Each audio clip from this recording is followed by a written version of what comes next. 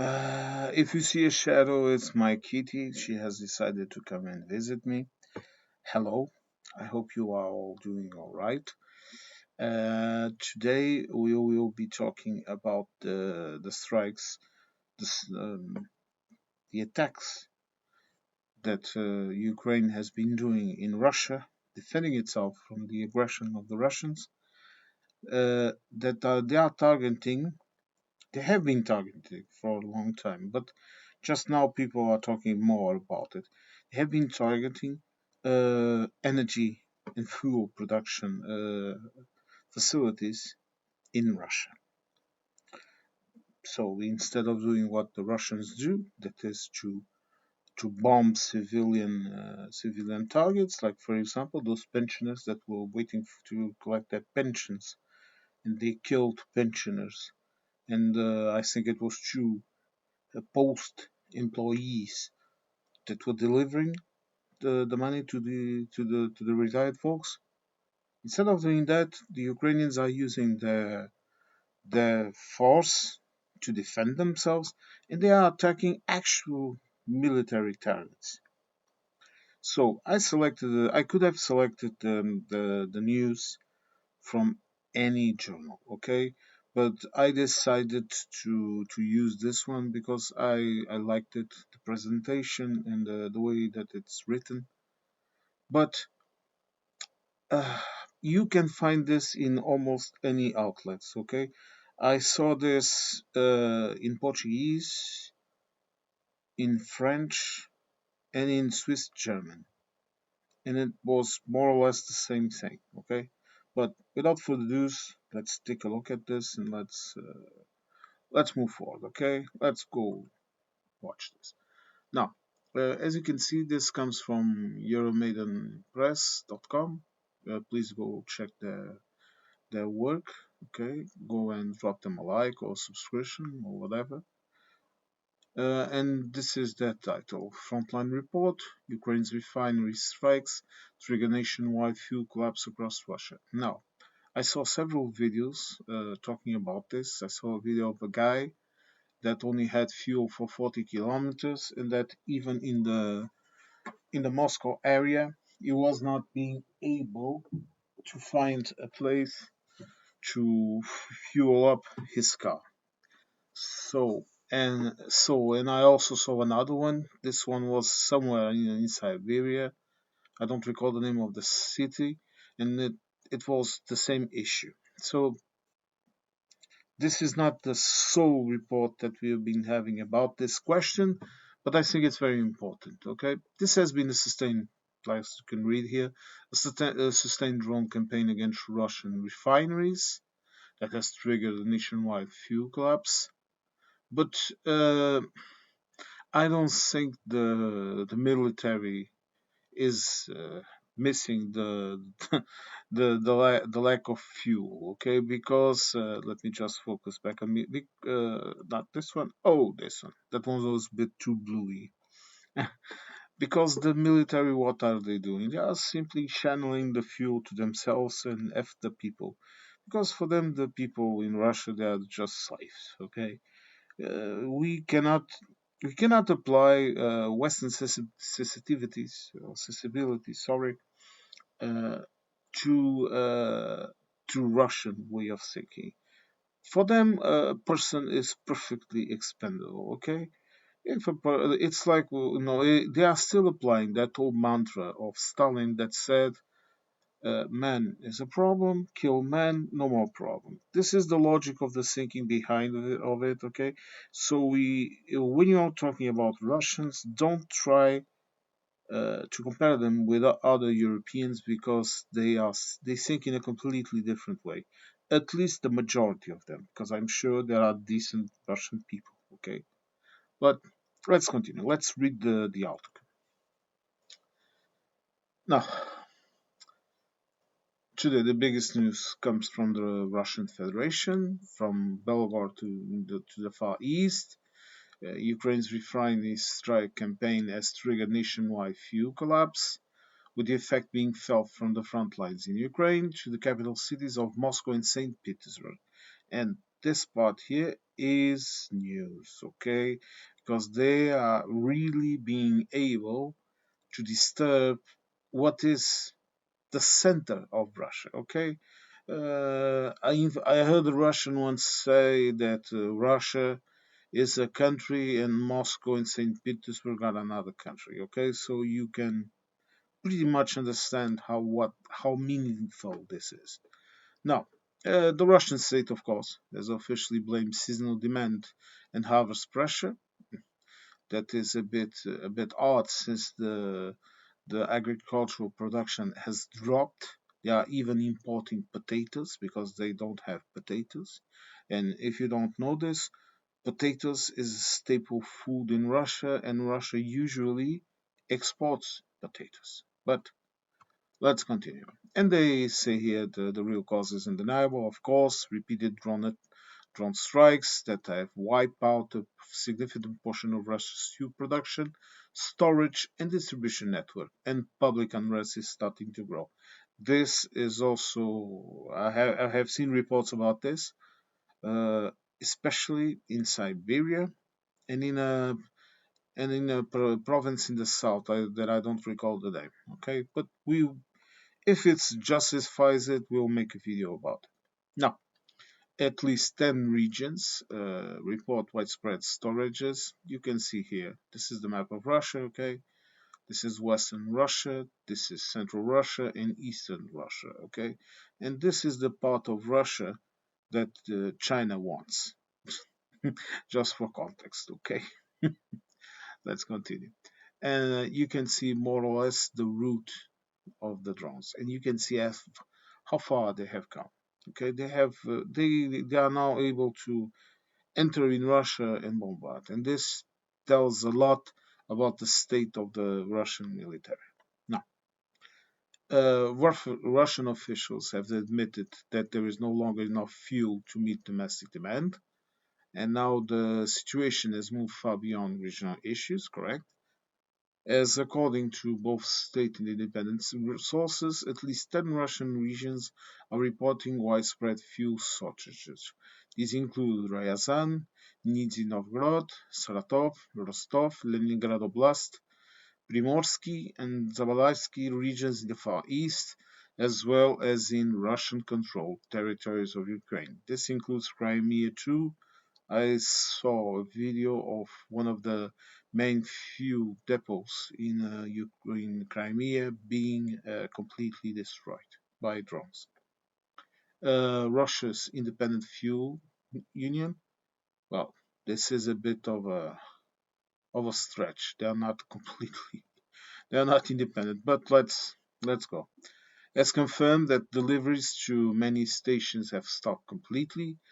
Some private fuel stations have shut down entirely, and others have imposed strict limits on purchase, banning canister refills or requiring pre approval by local authorities. In areas where stations are still operating, drivers face queues several kilometers long all around Russia as widespread rations are being introduced. Then they show this graph. This is why I prefer to show you this piece. You can see the regions in yellow, the more affected ones, okay? And you can see where there is simply not fuel, no fuel. This is a little video. I saw this video already. It's the guy that is just filming the queues. Now, frontline troops are forced to wait hours for rationed food. On the front lines, the situation is even worse. This one I have serious doubts, okay? But take it with a grain of salt because from what I have seen, they still have fuel at least to make their daily attacks because this is what the Russians are doing. They are pushing bodies into the border. Okay, simple as this. On the front lines, but let's read it. Okay, but again, take it with a grain of salt, please. On the front lines, the situation is even worse, as in Donetsk and Luhansk. Russian soldiers are forced to wait in 2 to 3 hour lines for refueling. Even then, fuel is rationed and troops are increasingly paying out of pocket. Also doubtful, but okay. In Berdyansk, gas stations are completely out of fuel, forcing civilians to search the entire city for supplies. Melitopol has reportedly not received a single delivery since early September. Uh, all of these coincidences with the repeated targeting of depots, pumping stations, and distribution pipelines by Ukrainian drones. As a result, Russian controlled territories in Ukraine are just as paralyzed as those in Russia proper. This means in Russia per se, not in the occupied regions. This has serious operational implications, with armed movements stalling and logistics chains heavily degraded. Now, shortages reach Moscow, St. Petersburg, and the Far East. The home front is not faring much better, and, this one I can almost confirm 90%. Okay, from my sources. As such, shortages have even spread into Moscow and St. Petersburg, correct, including the surrounding districts. In Leningrad Oblast, the local network has banned all canister refills. In the Far East, also, this one I heard of this one too. I think it was in Japanese news they were talking about this. In the Far East, long queues in Primorsky Krai have forced regional officials to introduce a coupon system to receive fuel. In Belgorod, entire districts have run out of everything except for the most expensive A100 gasoline and diesel. The situation in Crimea is even more fragile, as half of all fuel stations on the peninsula have shut down entirely. And this one I heard it being confirmed from other sources too. In Simferopol, Sevastopol, and Feodosia, coupons are now required for any purchase and are being resold on black markets and Russia online marketplaces. In total, 360 gas stations have currently shut down due to the lack of fuel, with 14% being out of commission in the south, usually known for its plentiful and cheap supplies. Now, this part, let's take it with a grain of salt. Public unrest builds as prices surge 50%. Public unrest is beginning to build as the Russian Communist Party has staged protests at major gas stations questioning why domestic prices are rising in an oil-rich country. I will explain this. But let's end the piece, okay? Since the beginning of the year, fuel prices have surged by more than 50%, a clear sign that price controls are failing, to keep up with reality. However, the supply side tells the real story. As private gas station owners, who control approximately 40% of the Russian market, are shutting down. This one I have saw. I have seen it in other sources where they talk about this. Uh, Kremlin censors data as crisis deepens.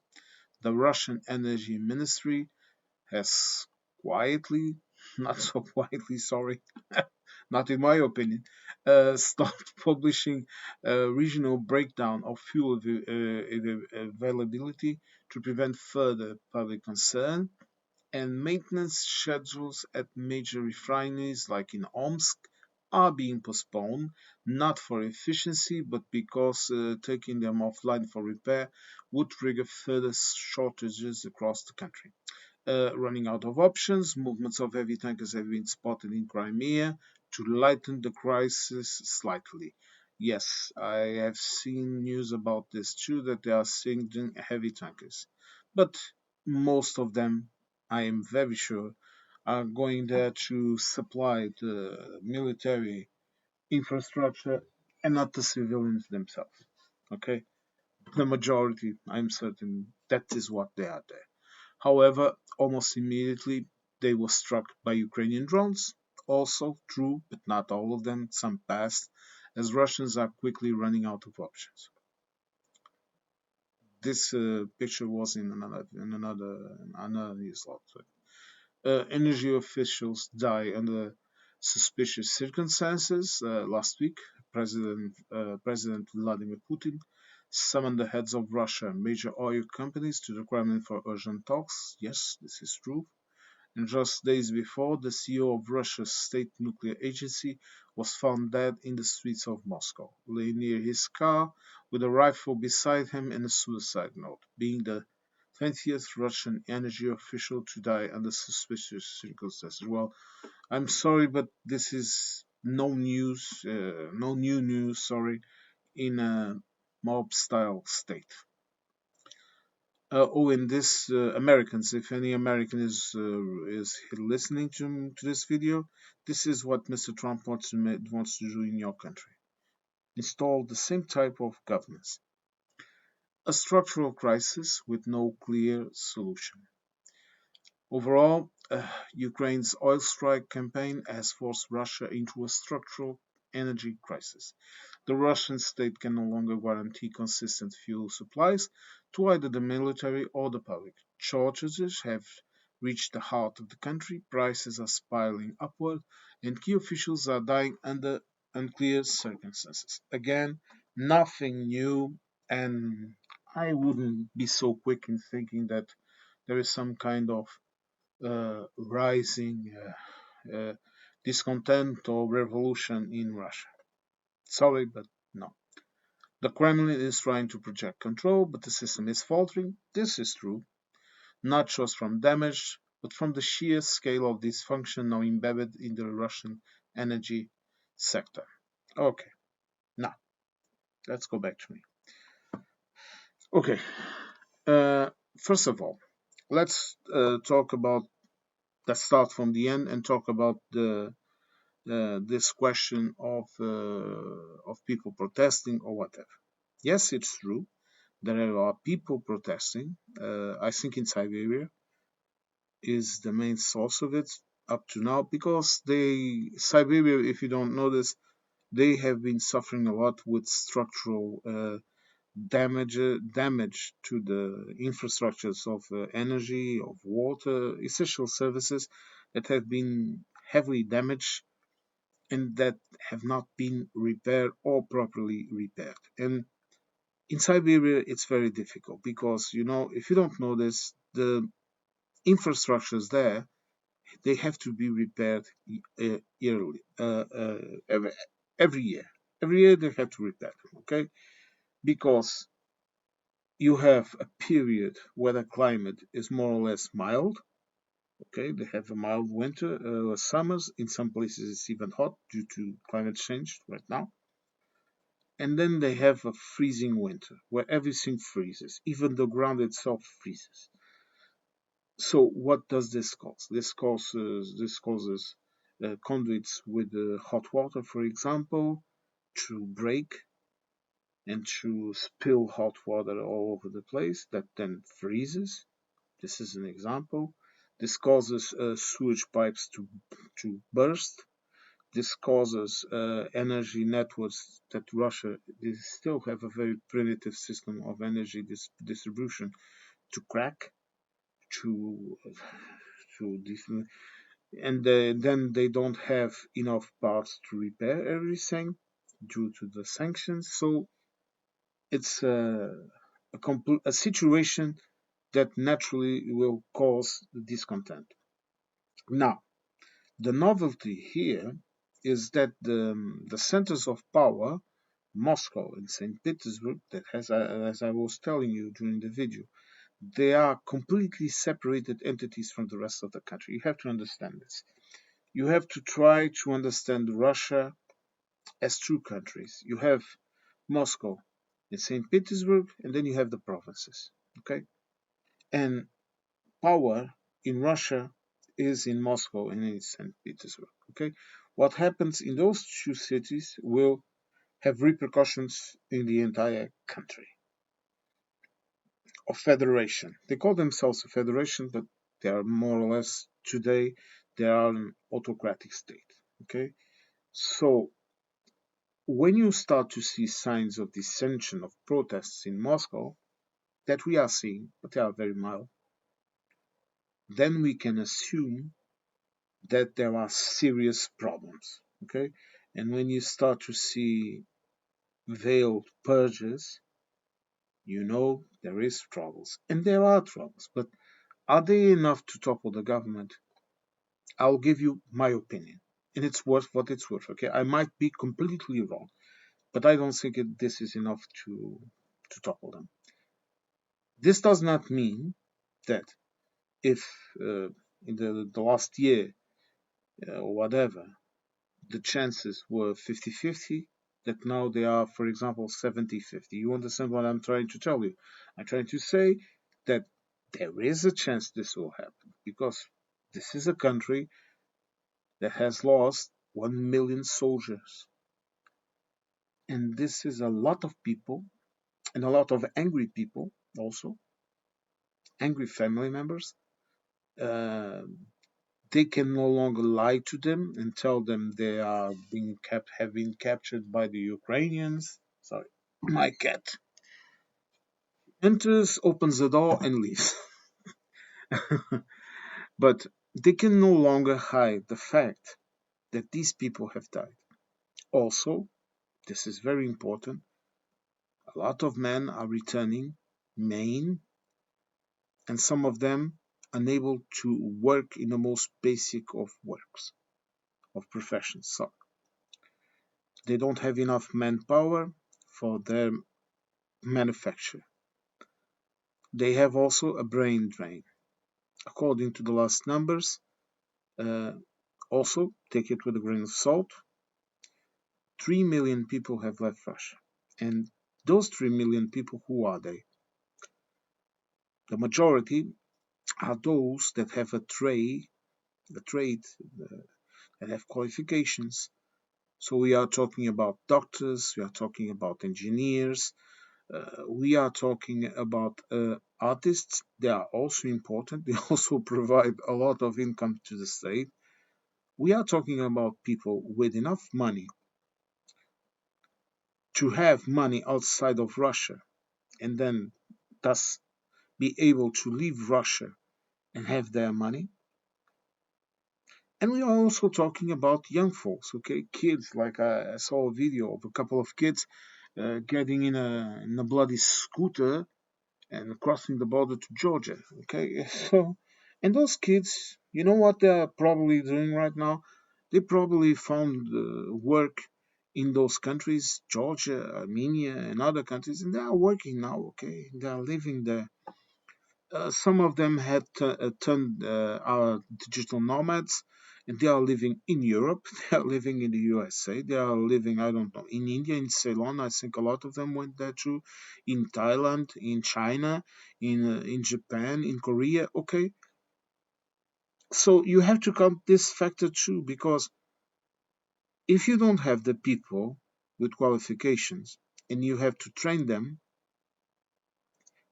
then you have to think the quality of that training. Because if you don't have the best inside of your country to train others to learn, you will have people that in theory are qualified, but you won't have the best. You will have a couple of zealots of the system, a couple of people that piously believe in the work of Putin. You will have those ones, okay?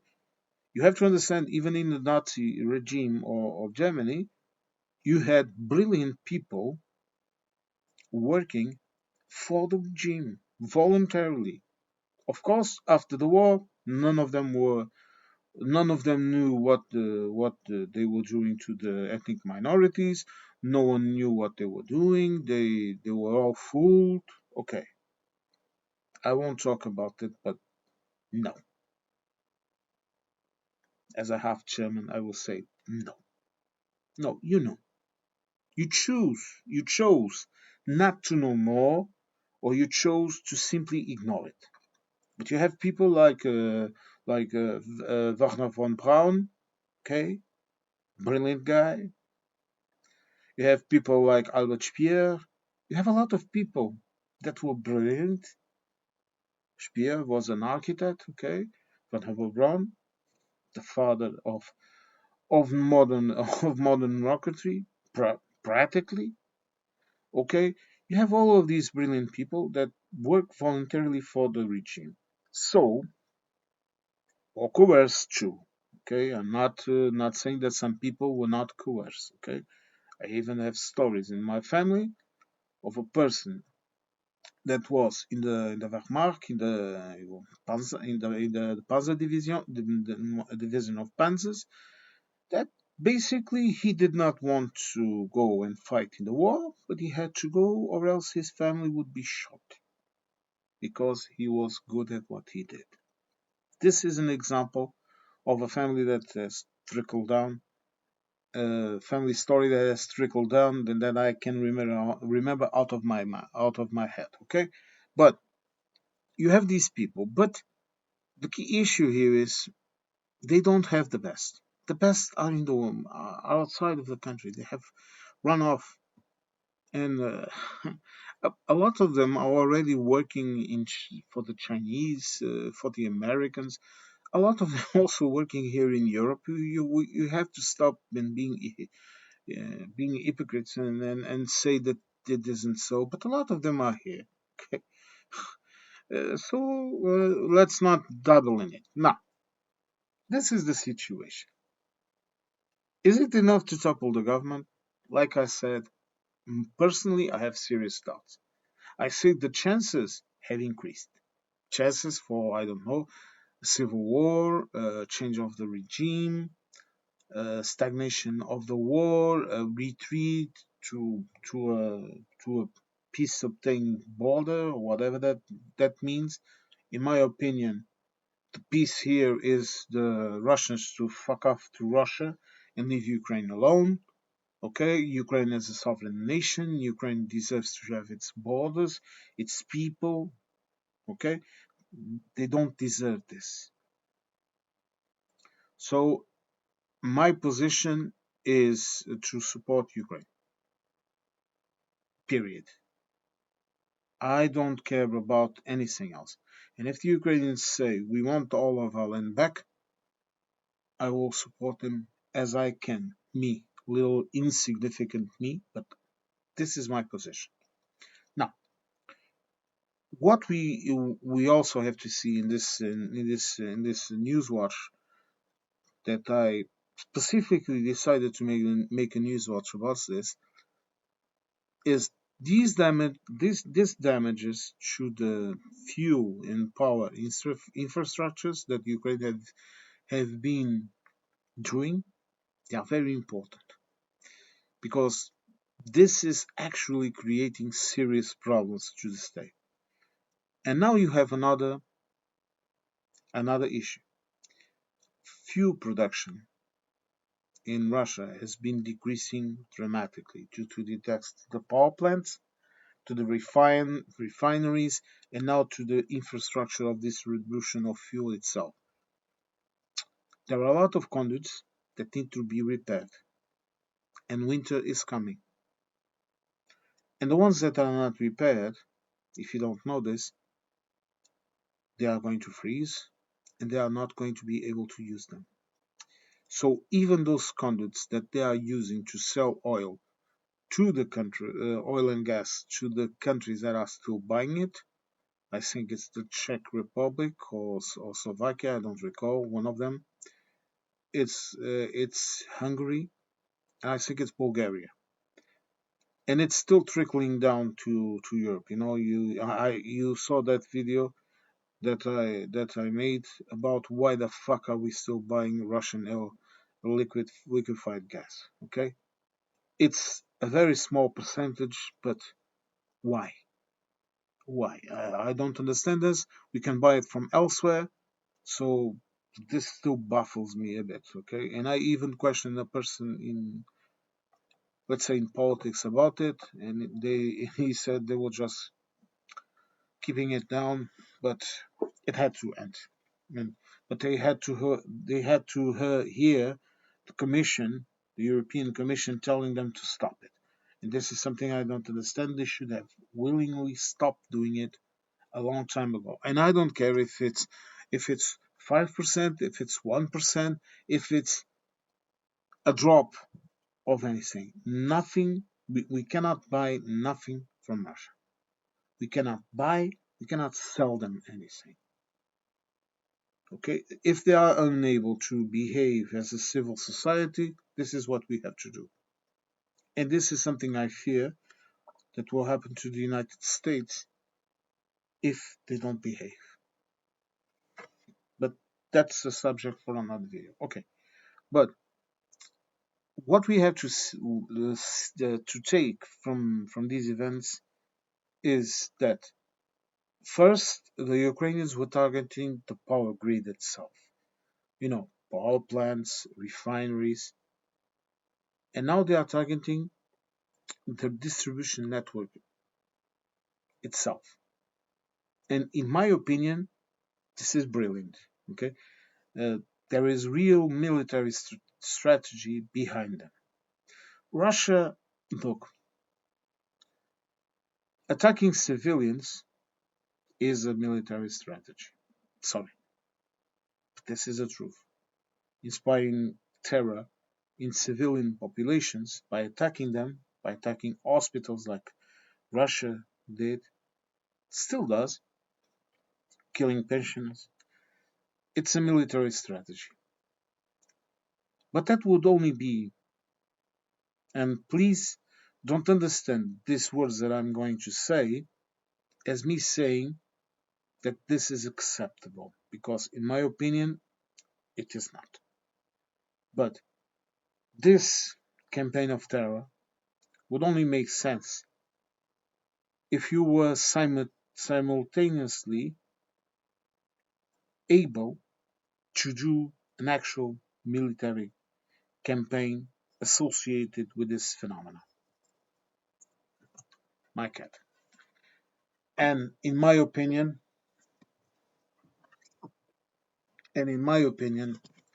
Russia is not being able to do it.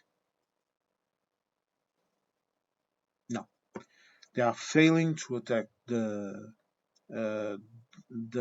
for example, the energy grid and all of that. They are able to damage it, but they are not able to do what Ukraine does. Like I saw in a video, I don't recall, but it was near the region of Rostov, where they completely destroyed the refinery. You know, and that refinery, it would take like, it would take many months to repair if the Russians had access to all the parts, all the manpower, all the all the Western European companies that went there and did that job for them, especially the German ones. Okay, they even built up their rail system. This is a thank you they gave us. Okay, even if they had those, it would take months to repair this. Without parts, without qualified manpower, I don't even think they are able to repair most of it, because uh, refining oil is actually a very complex process. Okay, I read up a bit on it. I didn't know much about it, and it's really very complicated. It's not impossible, of course, but it's complicated. It's very sensitive. There are a lot of prerequisites that you have to have, a lot of machinery, a lot of technology in it, and I don't see Russia being able to do it. So, as a conclusion, to finish up this Newswatch, in my opinion, I think this is the key for the victory. I think Ukraine has to continue to target in Russian infrastructures until they are unable to continue with the war. Okay, or or until people in Russia actually grow pair of balls and get tired of this shit and say enough is enough. No, go burn in your dacha, and they take over power in a way or another and try to normalize their relations, end the war, and try to normalize their situation with the rest of Europe. Because again, don't misinterpret my words, but Russia is European. Okay, it's more than European. Okay, it's also Asian. I know that, perfectly aware of it. but it's a part of the West. And this is what annoys me the most about this is this entire rhetoric. The West this, the West that, the West this. We are all Europeans. A Russian, a Russian, even if he doesn't like me and I don't like him, he's an European like me. We are all Europeans. And I think in the future, when this war ends, I hope with the victory of Ukraine, uh, both sides will have to do a lot of soul searching. And the situation with America has even increased that need even more. But this is just my opinion, okay? But uh, we have to be conscious of this, okay? We cannot look. I have a lot of personal reasons to not like Russians, okay? Family reasons, a lot of them. But when it comes to pure logic, I try to muffle those feelings because I understand they are not logic.